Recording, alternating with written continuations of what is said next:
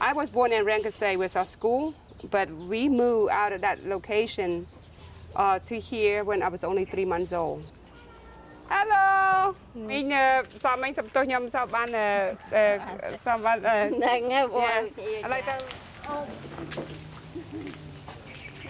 As a child, I remember climbing one of the tree, but now the tree's gone.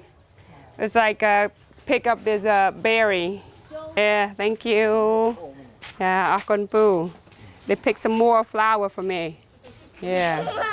Oh my goodness. Thank you. Yeah. It's just hard to think about this house. But this is where we live, next to us, right there where the start. My grandma go that direction. And our house was like a 2-story. You know, that's what left out of the 2-story. My father built this very sturdy. So during the Khmer Rouge, they want us to rip down the house. And I could remember that my father was ordered to rip this house down. And he started a little bit, and then he couldn't do it. And, you know, it's heartbroken because something that he invested, he put in for many years. And we get to enjoy this, live in this house for about 2 years. And as a child, I remember it's like Khmer New Year, which is in April. So every beginning of April, my mom's always decorate all the way around the window. I mean, my mom's always sent me like twice a day, once during the lunch and once at dinner, to take some dishes to my aunt, to my grandma's, or to the, you know, the neighbor across the street. We exchange. I go maybe 2 dishes, come back maybe 3 or 4 different dishes. So that's how, you know, everybody was so kind, you know, and you don't have to invite them to, like, say, funeral. Everyone stepped up and helped out the family who's going through the tough time. And every evening, about maybe this time of day, we walk across and go to the river across the street. We bathe in there and come back and carry, you know, each of us always carrying little buckets of water to fill in one of those, I think they have somewhere, like the clay pot, the big clay pot, to use it for, you know,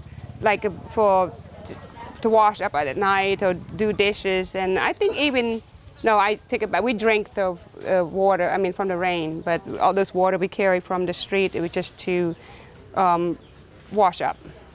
This is also the house that I remember when everything, you know, started. First it was a dream, then it was a nightmare.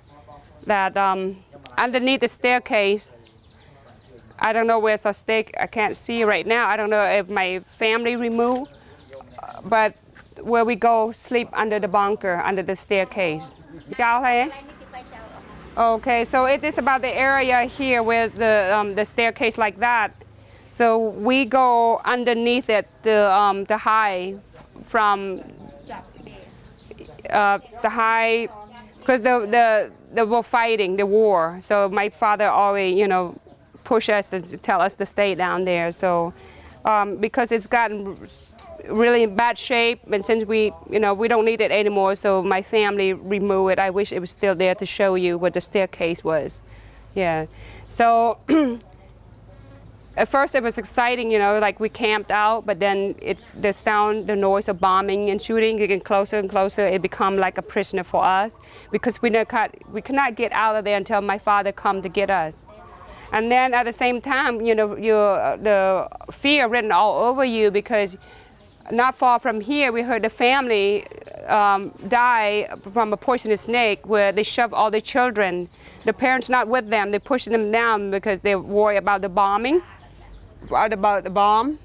So when the parents finally came back to the children, all the children were dead in this snake pit. They have no idea. So every time we had to go in there, we worry about the snake, the spider. You know, spider is not just like a long-legged crawler or anything like that, but this is the tarantulas. So when we came back in 1979, of course, I didn't know what my father talking about our house, because I expected our house to, you know, to stand up tall like the way I remember. But when we came back, this is all we saw. So it was heartbreaking. So, yeah.